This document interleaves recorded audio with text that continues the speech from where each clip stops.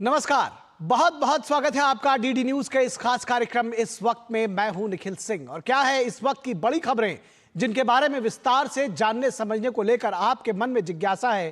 क्या है इन खबरों के मायने, क्या है इनके पीछे का एजेंडा, आपको बताएंगे अगले 1 घंटे में। अलीगढ़ मुस्लिम यूनिवर्सिटी पर सुप्रीम कोर्ट का फैसला, क्या है इस फैसले के मायने, आगे क्या कुछ होना है। 3 जजों की बेंच आखिर किस बात पर आगे फैसला लेगी, हम आपको बताएंगे। एक रहेंगे तो सेफ रहेंगे, इंडी गठबंधन आखिर ऐसा क्यों कह रहा है और क्या इसकी राह में कुछ आड़े हैं।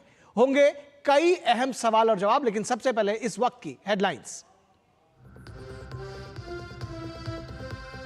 सुप्रीम कोर्ट की 7 जजों की संविधान पीठ ने बहुमत के फैसले से अल्पसंख्यक संस्थान के दर्जे को किया परिभाषित। एएमयू मामले में 3 जजों की नई बेंच उसके अल्पसंख्यक दर्जे की बहाली पर करेगी फैसला। महाराष्ट्र के धुले में प्रधानमंत्री नरेंद्र मोदी की चुनावी जनसभा, कहा महाविकास आघाड़ी ने विकास को किया ठप, जनता से की अपील, प्रगति के लिए चुने भाजपा गठबंधन महायुति।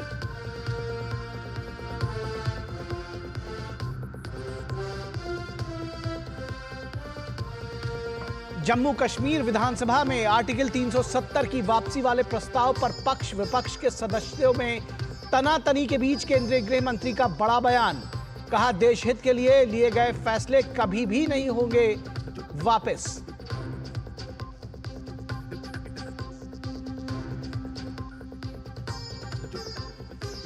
और बीजेपी ने इंडी गठबंधन पर संविधान को तार तार करने का लगाया आरोप, कहा वीवीआईपी कल्चर के सबसे बड़े प्रतीक अरविंद केजरीवाल और उनके सहयोगी पार्टी नेता।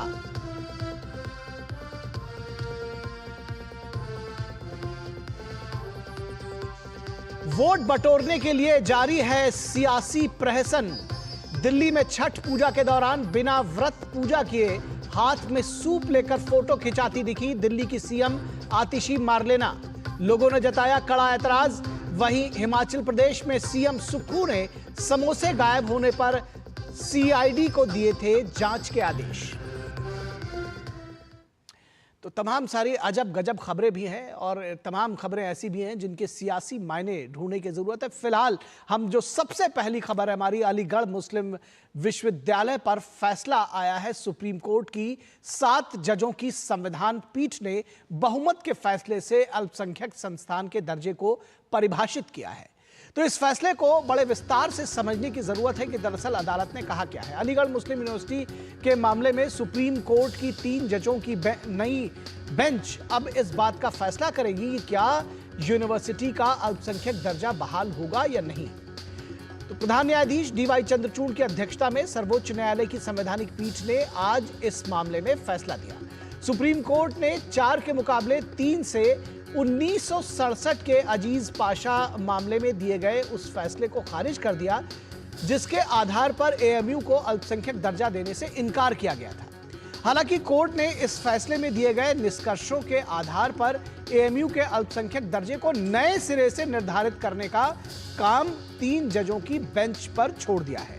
साल 2019 में सुप्रीम कोर्ट में 3 जजों की बेंच से मामले को 7 जजों की बेंच को दे दिया गया था। संविधान पीठ ने इलाहाबाद हाईकोर्ट के उस फैसले पर सुनवाई की जिसमें हाईकोर्ट ने अलीगढ़ मुस्लिम विश्वविद्यालय को अल्पसंख्यक दर्जा नहीं होने का फैसला दिया था। हाईकोर्ट ने यह फैसला साल 2006 में दिया था। अब सुप्रीम कोर्ट ने 1967 का अजीज पाशा जजमेंट को खारिज कर दिया है जिसमें कहा गया था कि एएमयू को अल्पसंख्यक का दर्जा नहीं दिया जा सकता। तो उस जजमेंट को अदालत ने खारिज कर दिया और अब चूंकि वो फैसला ही खारिज हो गया है तो उसे बदलने के लिए 1981 का संशोधन, जो इंदिरा गांधी जब प्रधानमंत्री थी उनके प्रधानमंत्रित्व काल में जो संशोधन लाया गया था 1981 में, वो भी अमान्य हो गया है। और इस पर क्या कुछ कहते हैं एडवोकेट इस मामले से जुड़े हुए, आइए सबसे पहले उनको सुनते हैं। The main issue is whether it was established by minority or it has been administered by minority. If it is established by minority, then the matter ends. Obviously, in this process, the court will examine whether it has been administered or not. So now this issue will have to be argued before the regular bench, and regular bench will decide this matter. और इस पूरे विषय पर BJP के सांसद सतीश गौतम, जो अलीगढ़ से BJP के सांसद हैं, क्या कुछ उन्होंने कहा, आइए उनको सुनते हैं।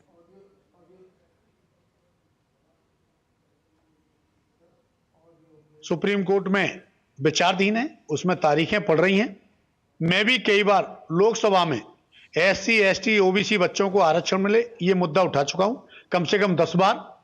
मुझे उम्मीद है गरीब बच्चों के भविष्य के लिए ये डिसीजन उच्चतम न्यायालय का बहुत अच्छा डिसीजन स्वागत योग्य आएगा, क्योंकि कभी भी सर्वोच्च न्यायालय ऐसा डिसीजन देता है जो समाज में लोग उसकी सराहना करें, और समाज हमेशा उच्चतम न्यायालय की तरफ देखता है।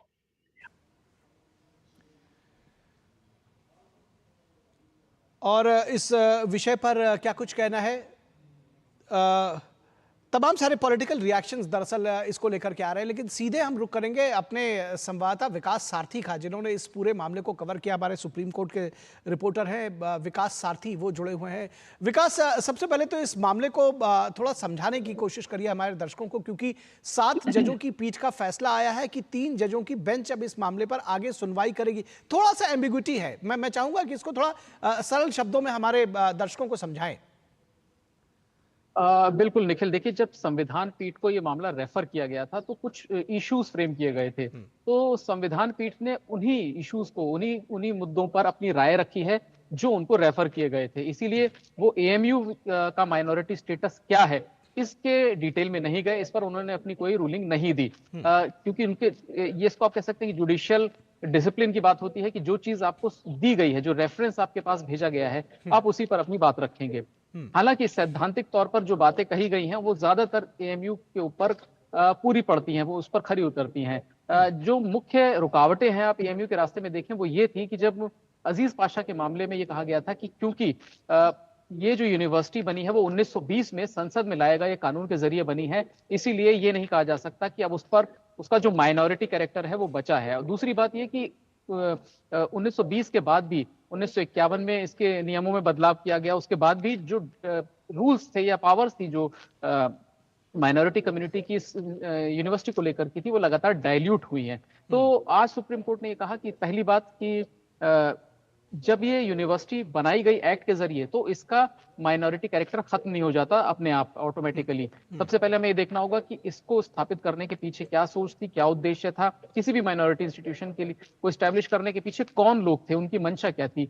दूसरा, कोर्ट ने कहा कि अगर एडमिनिस्ट्रेशन में माइनॉरिटी कम्युनिटी के अलावा और भी लोग हैं, मेजॉरिटी कम्युनिटी के लोग हैं, दूसरे धर्म के लोग हैं, तो भी ये माइनॉरिटी स्टेटस नहीं खो सकती। सबसे बड़ी बात यह है कि उद्देश्य क्या है स्थापित किए जाने का, किन लोगों ने उसके लिए उस उद्देश्य को आगे लेकर के बढ़े थे। जैसे हम AMU के बारे में बात करें तो AMU में 1920 के एक्ट से पहले MAO कॉलेज होता था, मुस्लिम एंग्लो ओरिएंटल कॉलेज जो था उसको कन्वर्ट किया गया था यूनिवर्सिटी में, और उसको लेकर के खुद MAO कॉलेज चाहता था कि इसको यूनिवर्सिटी बना दिया जाए।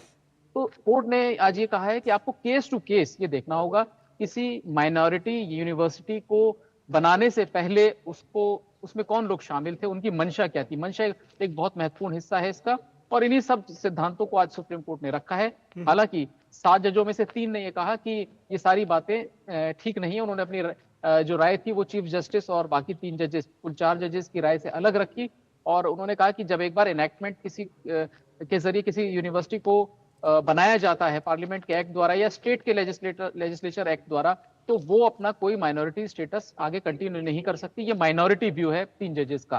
कुल मिलाकर एक रास्ता यहाँ पर दिखाया है इन 4 जजेस ने कि आगे आने वाले दिनों में कोई विवाद होता है कि कौन सी यूनिवर्सिटी को माइनॉरिटी यूनिवर्सिटी माना जाए, और अगर वो माइनॉरिटी यूनिवर्सिटी है या नहीं है, कैसे इसका निर्धारण किया जाएगा। तो वो प्रिंसिपल आज सुप्रीम कोर्ट ने यहाँ पर रखे हैं कुछ, जिनको देखते हुए आगे के मामलों को तय किया जाएगा, जिनमें सबसे पहला मामला AMU का होगा। जी, एक बात और समझना चाहेंगे। दरअसल बहुत सारे लोगों के जहन में ये सवाल है, और शायद ये 3 जजों की बेंच में जब ये मामला आएगा तो साफ होगा कि क्या आरक्षण जैसे मुद्दे कैसे डिसाइड होंगे विश्वविद्यालय के अंदर। और दूसरी बात, क्या अभी जो AMU का जो स्टेटस है वो स्टेटस को बना रहेगा, जैसे काम कर रही है उसी हिसाब से काम करती रहेगी, कैसे समझे इसको? बिल्कुल, देखिए अभी जो वहाँ पर स्टेटस है, जो आप याद करें कि हाई कोर्ट ने जब फैसला दिया 2006 में इलाहाबाद हाई कोर्ट ने, तो सुप्रीम कोर्ट में उसकी अपील आई, लेकिन सुप्रीम कोर्ट ने कभी उस आदेश को स्टे नहीं किया, उस पर कोई रोक नहीं है। तो वो उस आदेश में जो बातें कही गई थी वो लागू थी, वो अभी भी लागू रहेंगी जब तक कि कोई अंतिम निर्णय नहीं आ जाता। जहां तक रिजर्वेशन की बात है, तो एएमयू में जो 50% रिजर्वेशन दिया जा रहा था, उसी को लेकर के सारा मामला इलाहाबाद हाईकोर्ट में पहुंचा था और उस पर रोक लगा दी गई थी। उस आरक्षण की जो नीति थी, 50% मुस्लिमों को आरक्षण, उस पर रोक लगी हुई थी। वो रोक अभी आगे जारी रहेगी जब तक कि निर्धारित नहीं हो जाता कि क्या एएमयू माइनॉरिटी इंस्टीट्यूशन के दायरे में आता है या नहीं आता। जी, निश्चित तौर पर तो बहुत सारे विषय दरअसल अभी डिसाइड हो रहे हैं। बहुत शुक्रिया इस तमाम बातचीत और जानकारी के लिए विकास सारथी।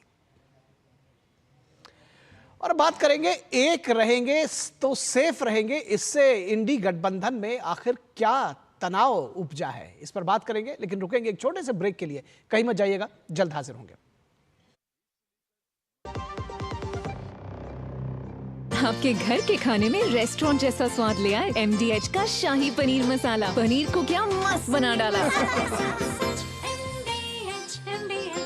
जब धरती चीर कर निकलता है लोहे का पत्थर और मिलता है मोंगिया के जोश से, फिर तपता है, पिघलता है और बनता है फौलाद।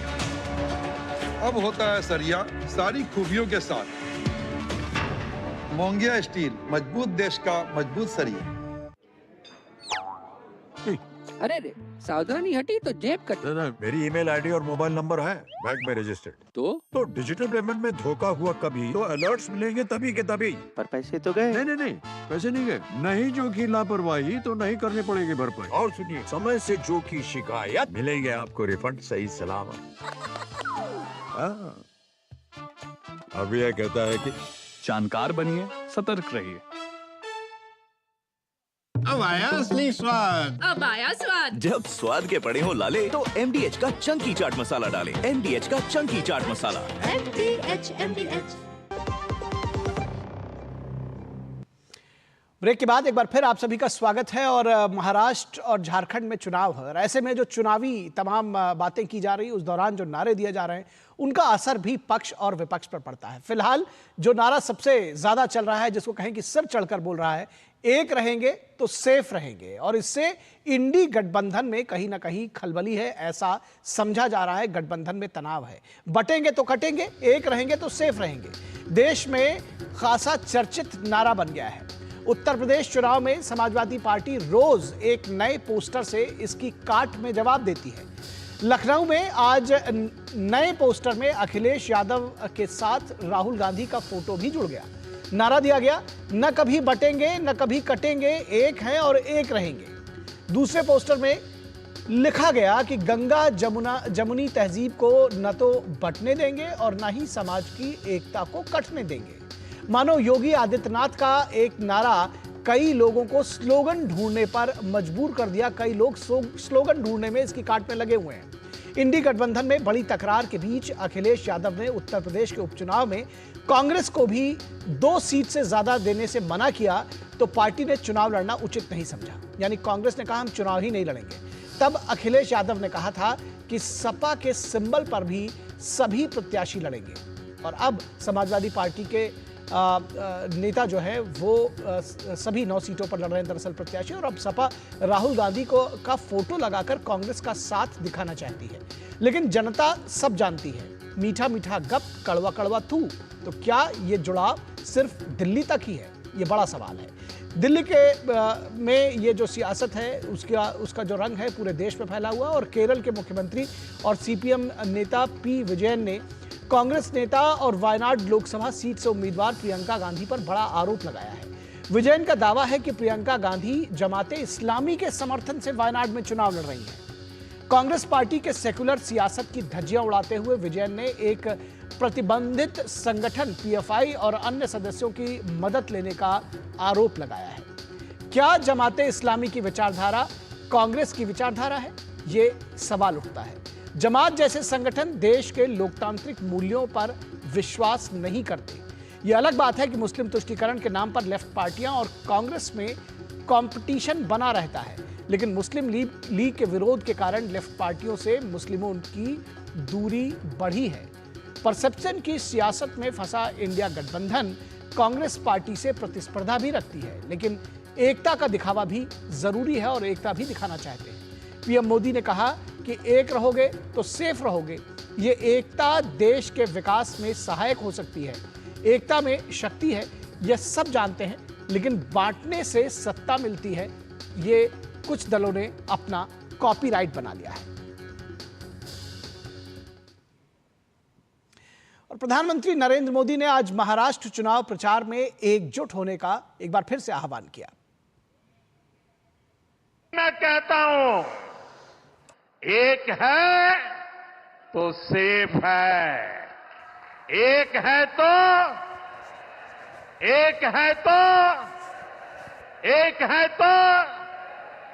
हमें एकजुट रहकर कांग्रेस के खतरनाक खेल को नाकाम करना है।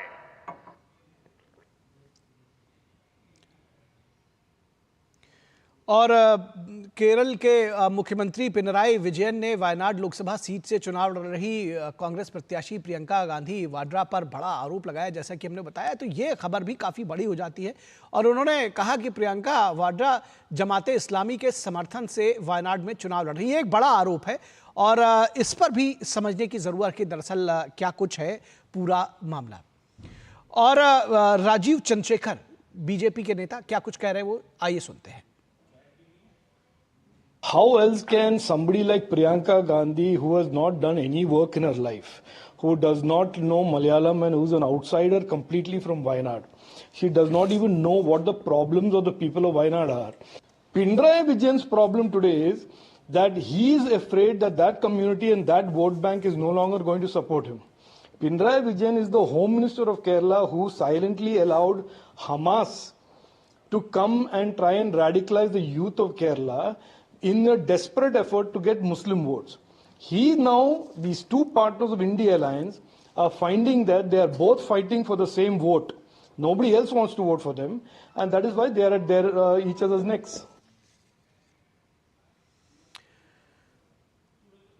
और इस पूरी खबर पर चर्चा करने के लिए हमारे साथ तीन खास मेहमान जुड़े हुए हैं, उनसे आपका परिचय करा दें। हमारे साथ बीजेपी के प्रवक्ता अनिरुद्ध प्रताप सिंह जुड़े हुए हैं, उनके साथ ही साथ संदीप त्रिपाठी जो कि कांग्रेस के नेता है, वो भी हमारे साथ जुड़े हैं, और विनोद मिश्रा हमारे कंसल्टिंग एडिटर, वो भी हमारे साथ जुड़े हुए हैं इस पूरे इस डिबेट पर, इस बहस में। और तीनों का स्वागत करूंगा मैं।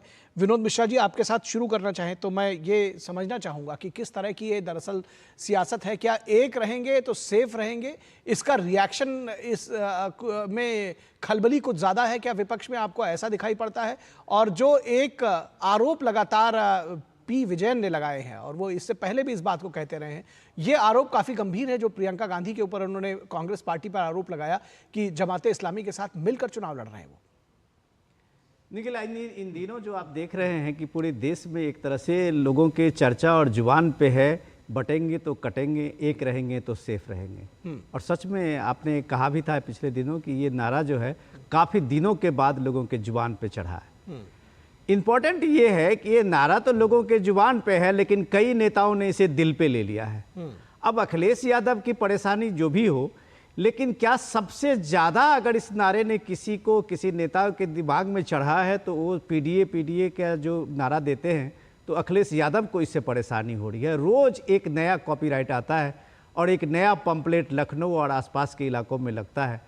अभी जो ताज़ा पंपलेट देख रहे हैं, अभी तक तो अखिलेश का फोटो लगता था, इसमें राहुल गांधी का भी फोटो लगा है। ये चौंकाया है। आज का जो ये पंपलेट है और पोस्टर जो है, वो ये बता रहा है कि इंडिया गठबंधन एक है, उसमें राहुल गांधी भी है। राहुल गांधी की पार्टी का कोई न सिंबल है, न कोई झंडा है, न डंडा है लखनऊ के यूपी के इस बाई इलेक्शन में, लेकिन फोटो में अखिलेश यादव ने राहुल गांधी का जरूर लगा दिया है। तो ये समझने की बात है, ये बंटने और जुटने का कहाँ पे किस तरह का दांव चल रहा है। यही बात अगर आप केरल में समझे तो ये बहुत सीरियस इशू है। केरल में जो सीएम विजयन ने जो आरोप लगाया है कि प्रियंका गांधी का वायनाड का इलेक्शन जो है वो मुस्लिम लीग के एक यूडीएफ में तो है, लेकिन जमाते इस्लामी और उनके विंग्स जो है पीएफआई और जैसे सारे विंग्स हैं, बैंड ऑर्गेनाइजेशन है, आप ये कह सकते हैं एक तरह से कई विंग, वो उसका साथ अगर प्रियंका गांधी का है तो बताइए कि नेहरूवियन सेकुलरिज्म में एक जगह तो आप बांटने की बात करते हैं, एक जगह तो आप हेड काउंट करते हैं, और दूसरी जगह आपको जमाते इस्लामी से मदद लेने की जरूरत, आपको दिक्कत नहीं है।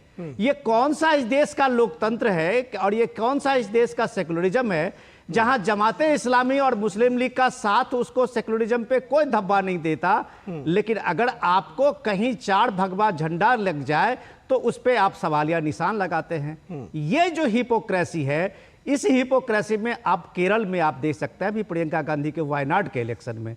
लेकिन उससे भी बड़ी बात जो चंद्रशेखर कर रहे थे कि इंपॉर्टेंट ये बात समझने की है कि एक होड़ सी जो लगी है मुस्लिम तुष्टीकरण का, ये हमास का जिस समय में आपने देखा होगा फिलिस्तीन इजराइल के उसमें हमास के चीफ का वीडियो कॉन्फ्रेंस केरल के उस जुलूस में कराया गया था, और वो केरल की सरकार के साझेदारी में ये सारी चीजें हो रही थी, रैलियों पे रैलियां निकल रही थी फिलिस्तीन के सपोर्ट में। तब तो वहां पे सीपीएम और कांग्रेस में कंपटीशन था एक दूसरे का, लेकिन जैसे ही अब ये देखा कि खुल के वहां मुस्लिम लीग और पूरे जमात के जो ग्रुप हैं वो सारे प्रियंका गांधी के साथ में वायनाड में हैं, तो अब एक दूसरा पोस्चरिंग ले रहे हैं, सेकुलरिज्म बता रहे हैं, डेमोक्रेसी बता रहे हैं विजयन साहब। तो ये देश में जो सत्ता हासिल करने का जो शॉर्टकट तरीका है, उसको यह नारा बटोगे तो कटोगे, एक रहोगे तो सेफ रहोगे, इसने आज एक्सपोज कर दिया है। ठीक है संदीप त्रिपाठी, सीधे अगर इसी का जवाब आपसे लिया जाए और समझने की कोशिश करें कि ये जो बटोगे तो कटोगे, एक रहोगे तो सेफ रहोगे, ये कहीं ना कहीं इंडी गठबंधन ने इसकी वजह से खलबली है, और ये जो सारे रिएक्शंस आ रहे हैं और ख़ास तौर पर आपने देखा कि किस तरह से पी विजयन ने रिएक्शंस दिए हैं, क्या कहेंगे आप? निखिल जी, हमारे एक देश के बहुत बड़े नेता हैं, उनकी एक नीति है थूको चाटो नीति, थूको और उसी के बाद उसको चाटो। वो नेता का मैं 4-6 एग्जाम्पल देता हूँ। एक समय वो नेता आधार कार्ड का विरोध करता था, फिर उसने कहा नहीं आधार कार्ड तो हमने बनाया है। एक समय वो मनरेगा को कहता था कि ये कांग्रेस की विफलताओं, यूपीए की विफलताओं का प्रतीक है। फिर उसके बाद फिर कहते हैं कि नहीं मनरेगा तो अच्छा है, उसने लॉकडाउन में लोगों को रोजगार दिया। लेकिन इन बातों का आप एक बात और ध्यान रखिएगा संदीप त्रिपाठी जी, इसके तथ्य जो आप जो दे रहे हैं इसके पीछे के मैं आपसे ये चाहूंगा कि इसको सबूतों के साथ बताइएगा, क्योंकि अगर आप कहेंगे तो जो आप जिसकी तरफ आप इशारा कर रहे हैं उससे पहले के वीडियोस भी मैं चलवा दूंगा। आप चलिए अपनी बात करिए। जी बिल्कुल, आधार कार्ड का वीडियो मेरे पास है, आधार कार्ड का जो है विरोध करते हुए जी, ये एफडीआई का 50% एफडीआई इस देश में आ रही थी, उसका विरोध करते हुए वीडियो मेरे पास है। मैंने जो और बातें कही कि जिस चीज का विरोध करते थे मनरेगा का सदन में उन्होंने कहा था कि कांग्रेस की विफलताओं का प्रतीक है, इसको गाजे बाजे के साथ जिंदा रखेंगे, ये उसी व्यक्ति का जो है ये भाषण है, ये हमारा नहीं है। तो वो जो थोको चाटो नीति है, उसी नीति में आज जो व्यक्ति ये कह रहा है कि एक रहोगे तो सेफ रहोगे, चलिए भैया समझ में तो आया आपको, आपकी तो नीति इस देश को बांटने में रही है। आप ये कहते रहे हैं कि जो है मुस्लिम जो है हिंदुओं की महिलाओं का मंगलसूत्र ले लेगा, ये बांटने वाली तो ये जो नहीं देखिए, फिर आप वो उस दिन वाली बात पे आप आ गए, प्रॉपर्टीज एक्ट को आप यहाँ पर लेकर आ रहे हैं, और जो ये पुरानी सारी बातें आप इसमें जोड़ रहे हैं संदीप जी, तो इसीलिए साथ में मुस्लिम लीग, जमाते इस्लामी सबको साथ लेकर चल रहे हैं। हम उसमें भी आते हैं। देखिए अभी तो हम बड़के नेता के उसमें थे, अब छोटके नेता के बारे में कहेंगे तो हम उसमें भी आएंगे ना। अभी तो केरला पे हम पहुंचे ही नहीं, अभी तो हम बड़के वाले पे हैं, जो ये अब नेक है, कहिए जो है राबिन्ना जो बहरूपिया है, कभी राबिन्ना टैगोर बनते हैं और बदलते हैं। इसीलिए मैंने कहा थूको चाटो नीति, वो कहते हैं फिर उसी को कुछ दिन बाद पलट जाते हैं। यहाँ तक कि अगर और गंभीर चर्चा में और अगर बौद्धिकता की बात हम करेंगे तो एक समय आरएसएस के बहुत सारे इशूज, भारतीय जनता पार्टी छोड़िए, आरएसएस के ऐसे बहुत सारे इशूज हैं जिन पर आज समर्थन वो करती है, कभी उन्हीं चीजों का विरोध करती थी। आरक्षण का वो खुलेआम विरोध करते थे एक समय आरएसएस। आज क्या कहती है? आज जो है मुस्लिमों का खुलेआम विरोध करती थी, आज वो कहती है मुस्लिम एकता मंच के माध्यम से मुस्लिमों को। आप विषय पर थोड़ा बात करिए, विषय पर बात करिए जो सवाल पूछा गया। हाँ ठीक है, चलिए। विनोद जी, मुझे नहीं लगता कि मैं आप हमारे टॉपिक, आपने हमारा डिस्कशन का पॉइंट देखा है, एकता मंच और आप जो है सीधे सीधे फुटेज खा रहे हैं, बेसिर पैड की बात कर रहे हैं। अरे एक मिनट विनोद जी, उनको कंप्लीट करने दीजिए, आप अपनी बात करिए, लेकिन मैं चाहता हूँ विषय पर रहिए। संदीप जी नहीं, फुटेज मैं क्या खाऊंगा, मैं एक साधारण सा व्यक्ति हूँ।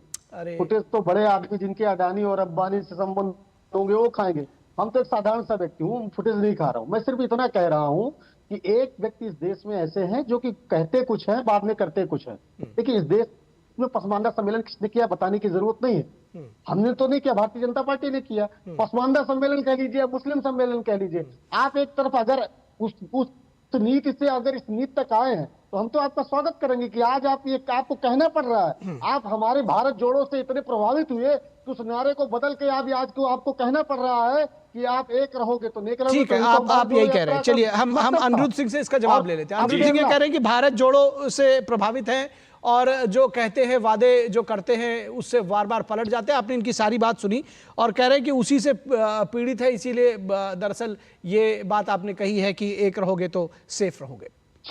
हाँ निखिल जी, मैंने भी देखा था, एक नेता थे सद्दाम हुसैन जैसे दिख रहे थे, चाइना की चाट रहे थे, ठीक।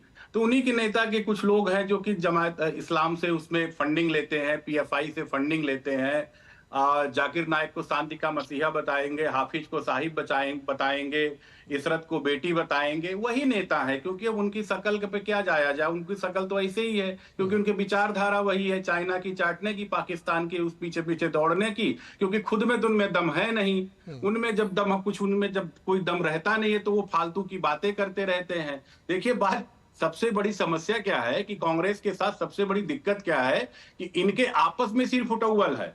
जिस एलडीएफ के साथ ये कहते हैं कि हमारे साथ कम्युनिस्ट साथ में खड़े, वही यूडीएफ, भाई उसी एलडीएफ, इतने बड़े लीडर वहां के चीफ मिनिस्टर, उन पे आरोप लगाते हैं और ये वायनाड के अंदर ये बोल नहीं पाते भैया कि क्या कहते हैं, नहीं हमारे जमात इस्लाम से कोई लेना देना कुछ भी नहीं, क्योंकि ये आईयूएमएल के साथ तो सरकार बना रही, मुस्लिम लीग के साथ में, जो मॉडर्न मुस्लिम लीग है उनके साथ सरकार बनाते हैं। और निखिल जी, बहुत ही सही बात है, एक उंगली अगर है तो उसको कोई भी तोड़ सकता है, लेकिन अगर मुट्ठी बंद है तो उसको कोई नहीं तोड़ सकता है। और ये जो लोग बात करते हैं इंडिया अलायंस में फूट इतनी है तो कह रहे हैं कि जुड़ जाओ, नहीं तो निपट जाएंगे, लेकिन जुड़ ही नहीं पा रहे हैं। ये एक दूसरे की पता चले वो उनकी चाट रहे हैं थूक के, वो उनकी थूक के चाट रहे हैं। अखिलेश यादव कांग्रेस को टिकट नहीं देते हैं, उस फूलपुर में उनका पता चलता है कि उनका प्रत्याशी कांग्रेस का कहता है कि नहीं हम तो फूलपुर से चुनाव लड़ेंगे, पता चलता है समाजवादी पार्टी जाके नामांकन कराता है।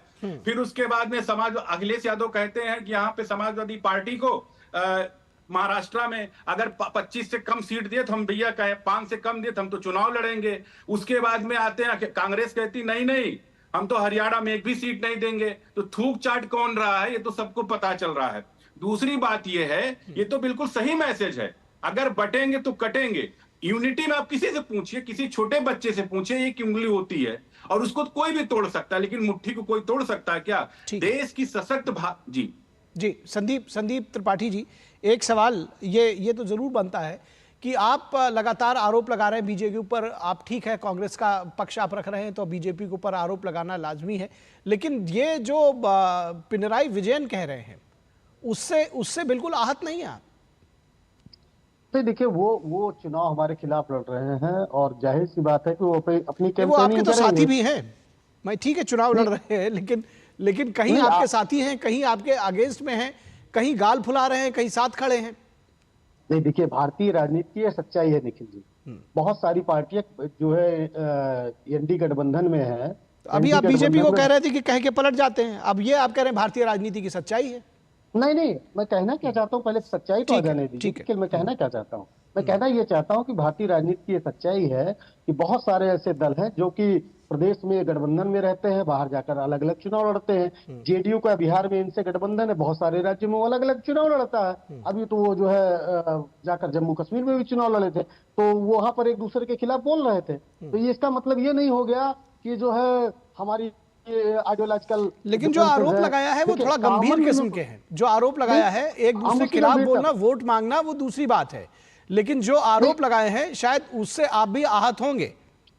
नहीं, हम गंभीरता पे आते हैं और 2-3 चीजें, अभी एक मुस्लिम लीग की बात आई, फिर मॉडर्न मुस्लिम लीग की बात आई, इंडियन मुस्लिम लीग के साथ अगर गठबंधन की बात है, जमाते इस्लामी की भी बात आई है। जमाते इस्लामी को हम लोग नहीं मानते, क्या है हमको तो पता ही नहीं है। ये भारतीय जनता पार्टी के साथ ही रही हूँ, हाफिज सईद को पिनराई विजयन ने कहा है, ये भारतीय जनता पार्टी ने नहीं कहा, यही तो बताना चाह रहे हैं आपको। ये पिनराई विजयन ने कहा है कि पीएफआई और जमाते इस्लामी के साथ समर्थन लेकर के चुनाव लड़ रही है प्रियंका गांधी।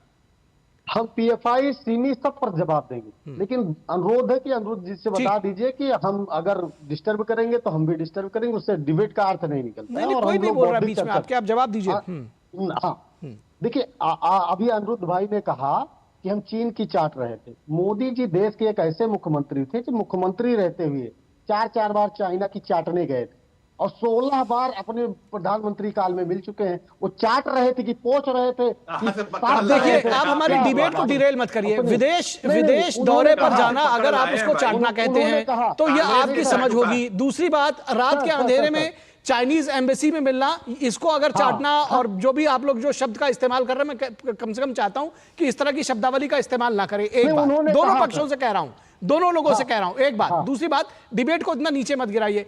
मैं ये कहना चाह रहा हूं कि ये चाइना के पास कौन गया था, कौन रात के अंधेरे में गया था, कौन उनके यहां टूर पे गया था, इस पे बात नहीं हो रही है। जो सवाल आपसे पूछा गया पिनराई विजयन की बात से, आप आहत हैं कि नहीं है? जमाते इस्लामी के साथ आपको खड़ा बता रही है, कह रहे हैं प्रियंका गांधी की मजबूरी है, चुनाव यहां पर लड़ने की क्या जरूरत थी, तमाम सारी बातें कही, आपको पता होगा। जी नहीं, बिल्कुल उनके इस बयान से हम थोड़ा भी इत्तेफाक नहीं रखते और इस पे अपनी सहमति नहीं दर्ज करते हैं।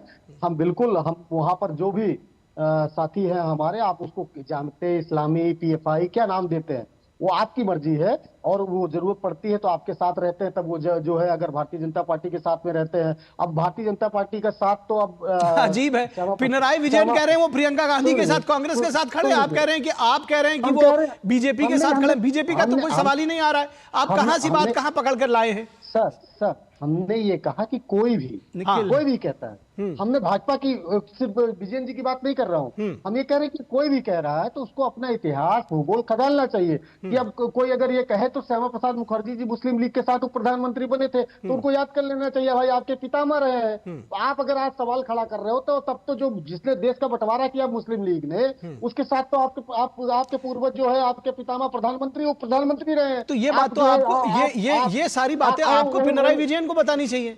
नहीं, वही विजयन जी पे मैं आता हूँ। और अगर विजयन जी कह रहे हैं तो विजयन जी को बताना चाहता हूँ, तो वही इंडियन मुस्लिम लीग आपके साथ जो है गठबंधन में, आपकी पार्टी में, आपके गठबंधन में रहकर सरकार का हिस्सा रही है। तो आज अगर आप इस तरीके की बातें करते हैं तो मुझे नहीं लगता कि चुनाव के लिए अगर आप त्रिपाठी जी, मैं आपके लिए कुछ सवाल दे रहा हूँ, आप अनिरुद्ध जी को पूछ सकते हैं। आप यहाँ वहाँ भटक रहे हैं। मैं आपका ही फेवर कर रहा हूँ, आपके ही फेवर में कर रहा हूं। आप इधर उधर की बातें मत कीजिए। मैं तो आपको आज इसलिए इनवाइट किया था, आप यूपी से हैं और ये जो पोस्टर वार चल रहा है, हम तो उस पर चर्चा चाह रहे थे कि आप एक बेहतरीन तरीके से इस चीज़ को रखेंगे। अभी राहुल गांधी रायबरेली गए थे अपने कंस्टिट्यूंसी में, वो भी इंडिया गठबंधन के सम्मान्य नेता है। दावा है कांग्रेस पार्टी का कि यूपी में ये बड़ी जीत राहुल गांधी के कारण हुई है। एक शब्द नहीं बाई इलेक्शन के बारे में बोला। पोस्टर जरूर उनका लखनऊ में आज चिपक गया। हाँ, प्रत्याशी नहीं दिया लेकिन पोस्टर पर रखा है। आप इस चीज पे बेहतर बोलते हैं, लेकिन मैं आपको थोड़ी सी बताता हूँ। आपने बड़ी लंबे ज्ञान सब दे के जा रहे हैं, तो थोड़ा सा उस चीज पे हमें और जानकारी चाहिए। भारत जोड़ो यात्रा के बाद ये जो एक है और सेफ है बने हैं, ये बात जो आपने कहा है कि इंस्पायर्ड होके बने हैं। अब मैं भारत जोड़ो यात्रा के नक्शा आपको बता दूं कि भारत जोड़ो यात्रा जिसको मोहब्बत की दुकान कही गई थी, उसको देख लीजिए। भारत जोड़ो यात्रा 1 और भारत जोड़ो यात्रा 2, और पूरा मैप आप सामने में रखिए कि वो पूरे के पूरे एक मुस्लिम कॉन्स्टिट्यूंसी को एड्रेस करते हुए राहुल गांधी की ये भारत जोड़ो यात्रा थी। ममता बनर्जी ने बंगाल में जाने से उनको मना कर दिया, वो यात्रा को चलने नहीं दिया, क्योंकि ममता बनर्जी को ये सीधे ये लग रहा था कि राहुल गांधी हमारे मुस्लिम वोट बैंक में एक धावा बोल रहे हैं, उसको खराब कर रहे हैं। तो राहुल गांधी की यात्रा बंद होकर झारखंड में आई थी और बिहार में, उन इलाकों में, यूपी के उन इलाकों में जहां मुस्लिम डोमिनेंसी है। ये पूरा गठबंधन आज की तारीख में, आप जमाते इस्लामी के नाम लेके इतना भड़क रहे हैं, पूरा का पूरा ये जो इंडिया गठबंधन है वो सिर्फ मुस्लिम वोट बैंक के एक साथ रखने के लिए ही जुगाड़ है। इस जुगाड़ को अखिलेश यादव जब चुनौती देते हैं तब आप लोग फिर उनको मनाते हैं। आज अखिलेश यादव ने अगर महाराष्ट्र में 9 कैंडिडेट उतारा है तो सीधे आप सुन लीजिए उसके विधायक के जुबान किस तरह वो पूरे इंडिया गठबंधन के तार कर रहे हैं। और अखिलेश यादव यहाँ एक हैं पोस्टर में और दिखा रहे हैं कि हम न कभी बटे हैं न कभी कटेंगे। तो ये सारी चीजें जो आप लोगों के बीच में लाते हैं और आप जो करते हैं वो दोनों चीज देखिए। सबसे मजे की बात है, सबसे मजे की बात है विनोद जी, आप अगर केरल में अभी प्रियंका गांधी लड़ रही हैं, पूरे चुनाव प्रचार का आप वहां तस्वीर देखिए, वहां झंडा आपको सिर्फ हरा झंडा मिलेगा, बैलून तक भी हरा मिलेगा, ढूंढ लाइए आप कोई दूसरा कलर। ठीक है, क्या बात करते हैं आप? सीधे बताइए कि प्रियंका गांधी का पूरा इलेक्शन कैंपेनिंग वहां जो जमाते इस्लामी का पूरी तरीके से वो स्पॉन्सर्ड है। ये बात विजयन ने आरोप लगाया है आप पे। ये अलग बात है कि उनकी खींच है कि उस वोट को कांग्रेस पार्टी ने झटक लिया है, लेकिन ये बात तो सही है कि ये पूरा कंपटीशन जो है आपका सिर्फ वहां तक है और बाकी हिंदू कम्युनिटी में आप कहते हैं कि हम जात गिनेंगे, जिसकी जितनी आबादी उसका उतना हक। ठीक है, और उसके बाद आप नारा लगाते हैं। इसलिए योगी आदित्यनाथ ने जब कहा बटोगे तो कटोगे, उसके नारे के प्रभाव से आप इतने तिल मिलाए हैं कि रोज एक कॉपीराइट ढूंढते हैं, रोज एक पोस्टर लगा रहे हैं। इसका जवाब दीजिए। संदीप त्रिपाठी, बहुत बहुत बहुत संक्षेप में, मुझे बहस बंद करनी है जी। सर सवाल ही 5 मिनट का है तो जवाब तो कम से कम नहीं, सवाल नहीं है, ये अपनी बात रख रहे थे। आप बताइए, मैं इन्हीं के पास आया था। नहीं, वो सर ने कहा कि हम सवाल पूछ रहे हैं, ठीक है, मैं आपको थोड़ा इनपुट दे रहा था। हाँ, थैंक यू। देखिए, आपने कहा कि राहुल जी ने, पहला आपका सवाल था कि राहुल जी ने उपचुनाव पर कोई बात नहीं की उत्तर प्रदेश में आने के बाद। देखिए, उन्होंने राजनीति संकेतों में होती है, उन्होंने 181 डायल किया, जो है बताते हैं हमारे योगी जी, उत्तर प्रदेश सरकार की महिला सुरक्षा पर इतना काम कर रहे हैं। उन्होंने बताया कि भैया आप लोग झूठ बोलते हो, ये देखिए हम डायल कर रहे हैं, हमारा नहीं उठ रहा है तो किसी कैसे उठ जाता होगा। ये क्या था? एक संकेत था कि उत्तर प्रदेश सरकार सारे मामलों में फेल है।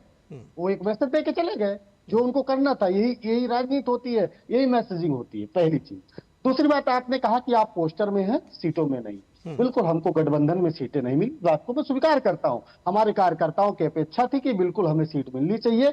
हमारे शीर्ष नेतृत्व ने जोश समझकर डिसीजन लिया। हम उसके साथ पहले आपके साथ डिबेट में थे, इस बात को बार बार कहते थे कि अगर हमारा शीर्ष नेतृत्व कहेगा कि 1 सीट पे नहीं लड़ना, हम 1 पे नहीं लड़ेंगे, वो कहेगा 10 पे लड़ना है, हम 10 पे लड़ेंगे, 2 पे कहेगा 2 पे लड़ेंगे। हमारे शीर्ष नेतृत्व ने जो डिसीजन लिया, हम उस डिसीजन के साथ है। हाँ, कार्यकर्ताओं की भावनाओं के भी साथ में है, लेकिन एक बात मैं कहता हूं कि कुछ चीजें पाने के लिए कुछ चीजें देनी पड़ती हैं। हो सकता है हमारे शीर्ष नेतृत्व ने आने वाली राजनीति के संदर्भ में डिसीजन लिया हो। तीसरी चीज, अभी आप जी निखिल जी, मैं बहुत शॉर्ट में निपटा रहा हूँ जी। तीसरी चीज, अभी आपने बात की पीएफआई और इसकी।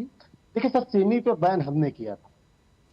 चीनी जो कि अब वो परिवर्तित रूप में पीएफआई बनकर, उस पर बैन हमने लगाया। और इस देश के कट्टरपंथियों से, चाहे वो कोई कट्टरपंथी हो, चाहे वो पोंगा पंडित हो, चाहे कटमुल्ला हो, उससे लड़ने का काम अगर कोई इस देश में एक पार्टी करती है तो कांग्रेस है। ठीक है, आपका पॉइंट आ गया, आपका पॉइंट आ गया। हमारे पास समय बहुत कम है, मुझे अनिरुद्ध सिंह को भी समय देना है थोड़ा सा। अनिरुद्ध जी, ये कह रहे हैं आप, ठीक है, मोदी जी को बिरयानी खाने मत भेजिएगा। ठीक है, ठीक है, ठीक है। जब आप टूर को देखिए, एक तो ये समझ, देखिए मुझे लगता है कि आप कम से कम लोगों को ये मत बरगलाइए, अगर किसी नेता की स्टेट विजिट होती है उसको आप ये मत कहिए कि जी ये चीन के दौरे पर गए थे, चीन के हाथ चाटने गए थे, इस टाइप के शब्दों का प्रयोग मत करें। कम से कम रात के अंधेरे में चाइनीज एम्बेसी जाने में और किसी के स्टेट दौरे पर अगर कोई राजकीय यात्रा पर जाता है प्रधानमंत्री, उसके अर्थ को समझिए।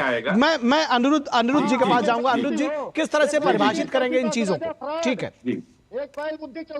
निखिल जी, बात यह है कि शांत हो जाइए, आपकी ऊर्जा समझ में आ गया। सुन लीजिए, अखिलेश यादव ने आप लोगों को क्या हालत कर दिया। ठीक है, यूपी का रहने वाला हूं, प्रतापगढ़ में कांग्रेस की हालत ये हो गई, उत्तर प्रदेश में समाजवादी पार्टी के भरोसे। यूपी के लोग बहुत शांत, बहुत सभ्य होते हैं। भैया, मैं भी यूपी से आता हूं। ये सब कह के कम से कम इमेज मत खराब करिए उत्तर प्रदेश की। शांत रहिए सर, शांत रहिए सर, शांत रहिए, दूसरों को बोलने दीजिए, बोलने दीजिए। बहुत तहजीब और बहुत सभ्यता का प्रदेश है उत्तर प्रदेश जी। निखिल जी, कांग्रेस की हालत यह है कि उत्तर प्रदेश में समाजवादी पार्टी के सहारे, तमिलनाडु में डीएमके के सहारे, बिहार में राष्ट्रीय जनता दल के सहारे, हरियाणा में इनको सहारा नहीं मिला, ये निपट गए। महाराष्ट्र में किसके किसके सहारे, किसके किसके दरवाजे जा रहे हैं। केरल में क्या हाल हो गया कि साथ में यहां जाते, उसके बाद में पता चलता दोनों साथ में लड़ते हैं। वहां पे वो चीफ मिनिस्टर ने आरोप लगाया। दूसरी चीज, अखिलेश यादव और बिल्कुल सही विनोद जी ने बहुत सही बात कही। इंडिया अलायंस की जो लड़ाई है, केवल एक वोट के लिए लड़ाई। वो वोट क्या है? एक सांप्रदायिक मुस्लिम वोट है कि भाई हम उसी वोट के लिए सारी लड़ाई। जैसे कोई उसमें से एक अलायंस पार्टी पड़ता दूसरा वाला उनकी खिंचाई शुरू कर देता है। अखिलेश यादव ने हरियाणा का बदला ले लिया कि हम एक भी सीट आपको नहीं देंगे। महाराष्ट्र के अंदर आए, कहे कि नहीं भाई हमें 25 सीट से हम चुनाव कम नहीं लड़ेंगे, नहीं तो हम बता देंगे क्या हालत है। तो एक दूसरे के तो ये कटे बटे घूम रहे हैं। और राहुल गांधी की कमजोरी सबको, इनके इंडिया अलायंस पार्टनर को भी पता चल गया कि भाई ये बोझ है, हमारा ही वोट लेके हमको बर्बाद करेंगे। क्योंकि मुलायम सिंह यादव जी ने राजीव गांधी जी से वोट छीना था, मुस्लिम वोट को। राहुल गांधी लगे किसी तरीके से वहां घुस जाए, तो अखिलेश को समझ में आ गया कि भाई राहुल गांधी को एक लिमिट में रखना, ज्यादा रखना नहीं। इनको जो 6-7 सीट आई हमारे बदौलत आई है। उनके नेता तो खुलेआम, उनके प्रवक्ता टीवी डिबेट में बोलते हैं कि जो 6 सीट आई है वहां पे वो समाजवादी पार्टी के बदौलत कांग्रेस को आई है, इसलिए वो कांग्रेस को ठेंगा दिखा दिए। तो कांग्रेस की हालत ये होगी, परजीवी पार्टी जैसी होगी। कांग्रेस रिवाइव नहीं कर पा रही है। और वहां पे केरल में देखिए, वहां मेरे से प्रवक्ता है, कोई नेता ने आरोप नहीं लगाया, वहां सिटिंग सीएम ने आरोप लगाया कि आपका इनके साथ संबंध है, जमात इस्लामी से पैसा लेके आप कर रहे हैं। ठीक है, तो ये दरअसल बात यही है जो संदीप जी आप समझिए कि ये बीजेपी के आरोप नहीं है। जो आरोप लगाए हैं दरअसल वो वहां के आपके सहयोगी ही कहा जाए तो गलत नहीं होगा, भले वो आपके खिलाफ चुनाव लड़ रहे हैं, लेकिन वो भी इंडी गठबंधन के साथी हैं और वो ये कह रहे हैं कि प्रियंका गांधी जमात इस्लामी के साथ मिलकर चुनाव लड़ रही है। मुझे लगता है ये ज्यादा बड़ी बात है, आपको इस पर ज्यादा रिएक्टिव होना चाहिए था। चलिए, लेकिन आज इस चर्चा को यही खत्म करेंगे। अनिरुद्ध प्रताप सिंह बहुत शुक्रिया, संदीप त्रिपाठी जी बहुत शुक्रिया, विनोद मिश्रा जी बहुत शुक्रिया जुड़ने के लिए। और इसके बाद बात करेंगे झारखंड में चुनावी सरगर्मी की, लेकिन रुकेंगे एक छोटे से ब्रेक के लिए, कहीं मत जाइएगा, जल्द हाजिर होंगे।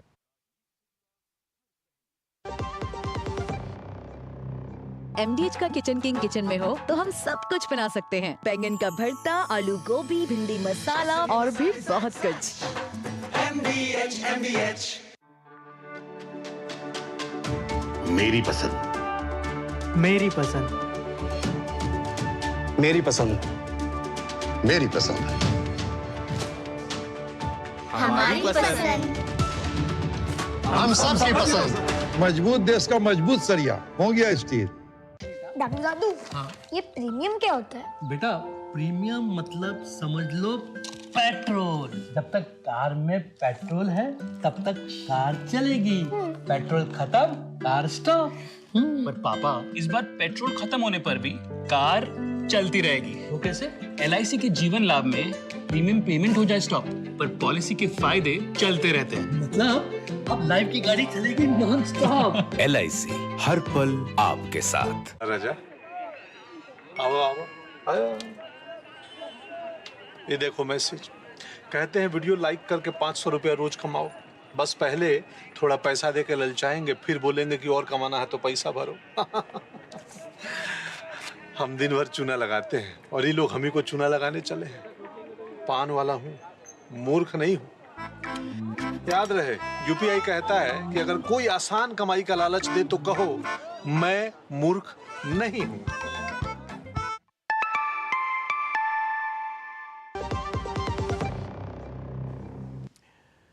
ब्रेक के बाद एक बार फिर आप सभी का स्वागत है और अब बात करेंगे झारखंड में चुनावी सरगर्मियों की। चुनावी सरगर्मी के बीच झारखंड में एनडीए बनाम इंडी गठबंधन में मुकाबला जबरदस्त होने वाला है, लेकिन इंडी गठबंधन का उत्साह थोड़ा ढीला नजर आ रहा है।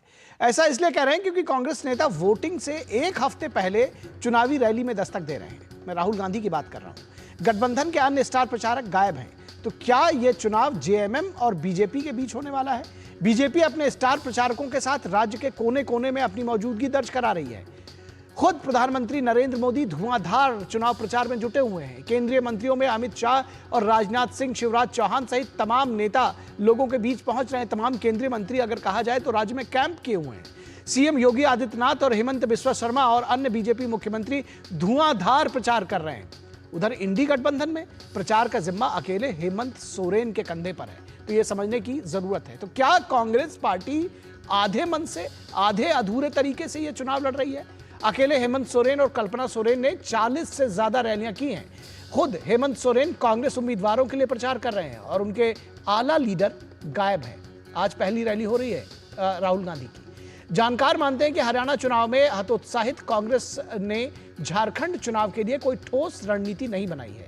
जानकार यह भी मानते हैं कि हेमंत सोरेन कांग्रेस के लिए मजबूरी बन गए हैं क्योंकि स्थानीय स्तर पर कांग्रेस के साथ कोई दमदार नेता नहीं मौजूद है। और असम के मुख्यमंत्री और झारखंड चुनाव के लिए भाजपा के सह प्रभारी हेमंत बिस्वा शर्मा का कहना है कि कांग्रेस और जेएमएम हताश है और वे जानते हैं कि वो चुनाव हार रहे हैं। हम देख रहा हूं कि जो झारखंड प्रदेश का मुख्यमंत्री या कांग्रेस और जेएमएम का लोग सभाओं में जो भाषा का व्यवहार कर रहा है या जो भाषा का यूज कर रहा है, उससे ये पूरा पता चल जाता है कि वो लोग पूरी तरफ नर्वस है। वो लोग भी मान चुका है कि हम लोग अभी जीतने वाला नहीं है। बीजेपी सरकार बनना, एनडीए सरकार बनना 100% कंफर्म हो चुका है। और कांग्रेस नेता राहुल गांधी ने झारखंड में एक जनसभा में कहा कि विकास के नाम पर आदिवासियों की जमीनों को छीना जा रहा है। उन्होंने कहा कि हमारी सरकार चाहती है कि आदिवासियों के बच्चे भी पढ़े लिखें और डॉक्टर इंजीनियर बने। ये बात उनकी पहली रैली की है, जिसकी हम बार बार दोहरा रहे हैं कि हफ्ते भर चुनाव रह गए हैं और आज वो पहली बार झारखंड पहुंचे हैं। नया शब्द निकाला है, विकास।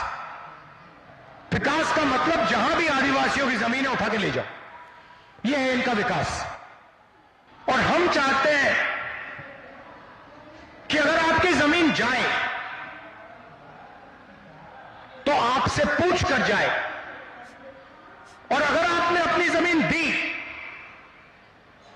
तो आपको उस जमीन का सही दाम मिले। हम चाहते हैं कि आदिवासियों को शिक्षा मिले, उनके बच्चे, आपके बच्चे इंजीनियर बने, डॉक्टर बने, लॉयर बने। तो ये समझने की ज़रूरत है कि दरअसल जो पूरी जो सियासत है उसमें जैसा कि कह रहे हैं कि ज़मीनें जाएं तो आपसे पूछ कर जाएं, और आपकी ज़मीनें क्यों जाएं। और उसमें साथ ही साथ जब बीजेपी ये मुद्दा उठाती है तो कहती है कि घुसपैठ का भी मुद्दा है और तमाम लोग इस तरह से यहाँ काबिज हो रहे हैं कि आदिवासियों की ज़मीनों पर कब्जा हो रहा है। तो ये भी समझने की ज़रूरत है। फिलहाल कुमार आलोक इस पूरे विषय पर बातचीत करने के लिए हमारे साथ झारखंड से जुड़े हुए हैं। कुमार आलोक, सीधा सवाल आपसे, कांग्रेस रूठी क्यों हुई है? अकेले पड़ गए हैं हेमंत सोरेन?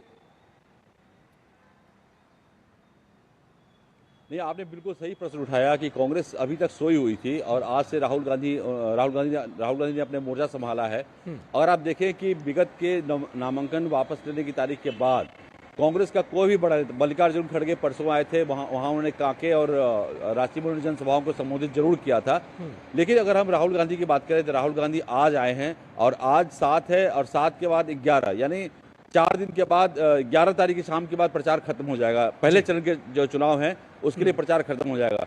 तो आप सही कह रहे हैं कि जिस तरीके से भारतीय जनता पार्टी ने टैक्टिकली, अगर आप दोनों प्रभारियों को देखें, आप शिवराज सिंह चौहान जो प्रभारी है, सह प्रभारी है हेमंत बिस्वा शर्मा, ये डे 1 से लगे हुए हैं और डे 1 से ये मेहनत कर रहे हैं भारतीय जनता पार्टी के उम्मीदवारों के लिए। भारतीय जनता पार्टी में जो आक्रोश था खासकर टिकट बंटवारे को लेकर के, तो मेरी समझ से इन्होंने 79 या 80% उस मामले को सॉल्व कर दिया अपने विचार विमर्श के द्वारा या सहमति के द्वारा। उन्होंने वैसे उम्मीदवारों को बैठा दिया जो दमदार उम्मीदवार थे, जो चुनाव लड़ना चाहते थे। लेकिन अगर आप देखें कि कांग्रेस गठबंधन या महागठबंधन की अगर आप बात करें, इंडी गठबंधन की अगर बात करें तो 2 सीट है, छतरपुर और विश्रामपुर। पलामू जिले में ये 2 सीटें हैं। तो छतरपुर और विश्रामपुर में वहाँ आरजेडी और कांग्रेस दोनों आमने सामने हैं, जबकि ये दोनों गठबंधन का हिस्सा है। और जब उनसे पूछा गया कि भाई आपका गठबंधन कहाँ गया यहाँ पे, तो उन्होंने कहा कि ये फ्रेंडली फाइट है। लेकिन धनवार की सीट आप देखेंगे, धनवार से जहां से बाबूलाल मरांडी चुनाव लड़ रहे हैं, वहां पर सीपीआई एमएल, झारखंड मुक्ति मोर्चा दोनों आमने सामने हैं।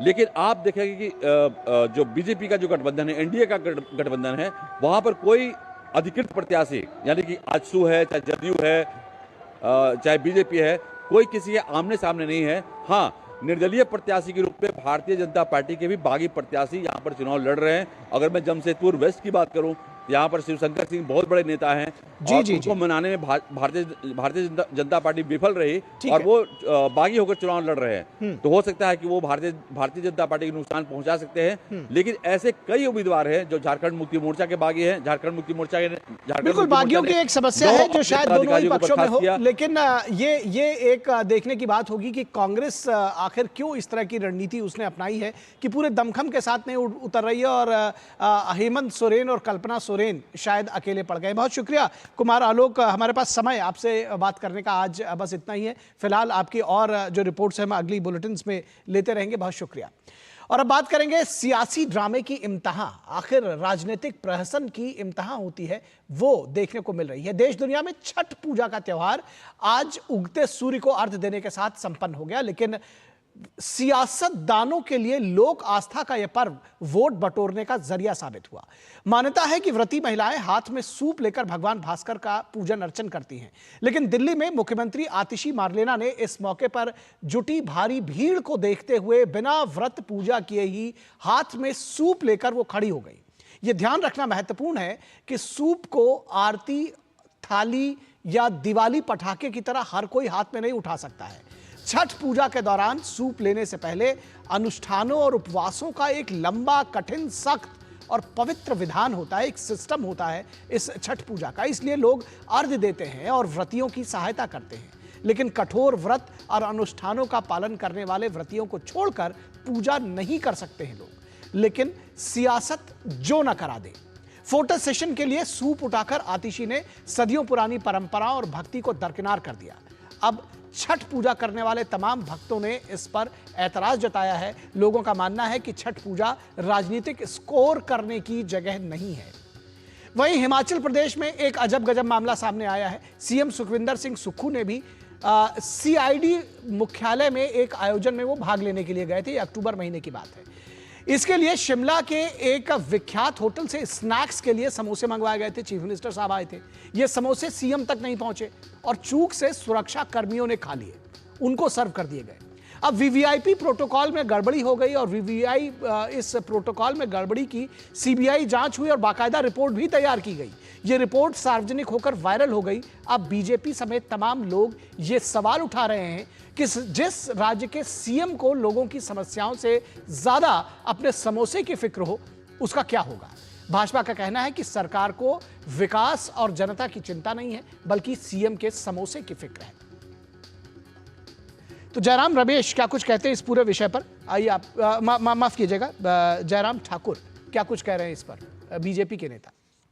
हिमाचल प्रदेश में चर्चा का विषय बना है, वो ये विषय बना है कि समोसे लिए गए थे, किसी कार्यक्रम में मुख्यमंत्री जी गए थे, उस कार्यक्रम में वो समोसे परोसे जाने थे, लेकिन जहां समोसे पहुंचने चाहिए थे वहां नहीं पहुंचे।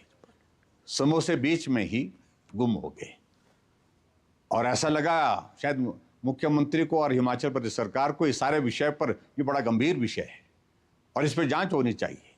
और आने की बात तो मुझे इस बात को लेकर के है कि उस सारे विषय में यहाँ भी क्या है कि ये जो है वो सरकार विरोधी जो है गतिविधि है। इस बात को लेकर के भी हम हैरान हैं कि सरकार विरोधी गतिविधि क्या है। समोसा तो विपक्ष ने नहीं खाया, विपक्ष के लोगों को नहीं बांटा गया, किसी को समोसा अगर मिला होगा तो वो सरकार का हिस्सा ही रहे होंगे संभवतः। तो ये भी अच्छी बात कह रहे हैं कि समोसा विपक्ष ने नहीं खाया, सरकार समोसा जिसको मिला होगा वो सरकार का हिस्सा होंगे। शैलेंद्र मिश्रा हमारे राजनीतिक संवाददाता इस पूरे विषय पर बातचीत करने के लिए मौजूद हैं। शैलेंद्र, समय कम है लेकिन मुझे याद आ रहा है कि एक बार आजम खान की भैंसें चोरी हो गई थी तो पूरी उत्तर प्रदेश की सरकार पुलिस जो है वो लग गई थी भैंसें बरामद कराने में। अब ये कुछ इसी तरह का मामला फिर आया है। आतिशी मार्लेना हाथ में सूप लेकर खड़ी हो जाती है, बिना व्रत पूजा किए हुए वहां समोसे पर सीआईडी की जांच बैठ जाती है। क्या हो रहा है, ये कैसी सियासत है ये? देखिए, राजनीति में अजब अजब किस्से और अजब अजब दृश्य देखने को मिलते हैं। आप देखिए, आतिशी मार्लेना जो दिल्ली की मुख्यमंत्री हैं, वो उनकी जो तस्वीरें आती हैं, अब सवाल उठता है क्या वो व्रत थी, क्या उन्होंने उन नियमों का पालन किया था, या सिर्फ सियासत चमकाने के लिए वो छठ के घाट पर पहुंच गई। अगर वो गंभीर थी तो यमुना के की जो तस्वीरें आई जहरीले झाग, कुछ समय पहले उन्हें जाग जाना चाहिए था और कम से कम यमुना में जो व्रती हैं वो वहाँ जा पाते, बजाय कि जगह जगह उसकी अलग व्यवस्था करनी पड़ी। और हमने देखा कि कितनी दिक्कत का सामना करना पड़ा छठ के व्रती को। और इस तरह से जब आपने देखा कि इतनी बड़ी भीड़ थी तो आप खुद पहुंच गई। अब बीजेपी भी ये कह रही है कि उनको बताना चाहिए कि उन्होंने उन नियमों का, व्रत रहने का पालन किया था या नहीं किया था, या सिर्फ तस्वीरें खिंचवाने के लिए वहां पर गई थी। दूसरा मामला आप देख रहे हैं कि आजम खान का आपने जिक्र किया कि उनकी भैंस चोरी होने पर किस तरह से सपा के समय में पूरी पुलिस लग गई थी। वो तो भैंस का मामला था, या तो समोसे का मामला, और उस पर इतनी बड़ी जांच बैठ गई। तो इससे ये दिखता है कि जो हिमाचल की सुक्खू सरकार है उसकी प्राथमिकता क्या है। कभी टॉयलेट टैक्स पर किरकिरी होती है, समोसे मुख्यमंत्री की जगह पर कोई और खा गया, उसकी चर्चा होती है, उस पर जांच की बात कही जाती है। तो फिर क्या आपकी प्राथमिकता ये है कि एक अदद समोसे या जो भी कुछ ऑर्डर किया होगा कुछ समोसे, उन पर इस तरह से आप गंभीर हो जाते हैं और राज्य की समस्याओं को लेकर आप गंभीर नहीं होते? तो ये समोसा बहुत कुछ कहता है। ये जैसा कि कटाक्ष भी आपने देखा कि जयराम ठाकुर ने किया कि ये समोसे विपक्ष ने तो नहीं खाए होंगे, आप ही के मातहत कुछ कर्मियों ने, सुरक्षा कर्मियों ने, या फिर आपके साथ रहने वाले लोगों ने खाए होंगे, फिर इतनी हाय तौबा क्यों? जी निश्चित तौर पर समोसा बहुत कुछ कहता है, लेकिन मुझे पूरी उम्मीद है कि ये जनता जो है वो सब जानती है, ये पब्लिक है, सब जानती है, सब समझ रही है, वो इसका जवाब देती है और वो समझती भी। बहुत शुक्रिया इस तमाम बातचीत और जानकारी के लिए शैलेंद्र। तो इस वक्त के आज के अंक में बस इतना ही। हमारी पूरी टीम को दीजिए इजाजत। नमस्कार।